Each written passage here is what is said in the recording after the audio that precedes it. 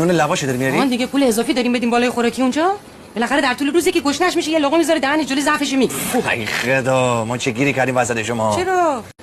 دستکش پلاستیکی برای چیه؟ دستکش مال اینه که بابا رو ضبط رفت کنیم دیگه. ما نمیدونیم که دستشویی اینجا چه خبره. آدم دلش بر نمیره. با پنجلی هم مگه میخوایم بیاریم؟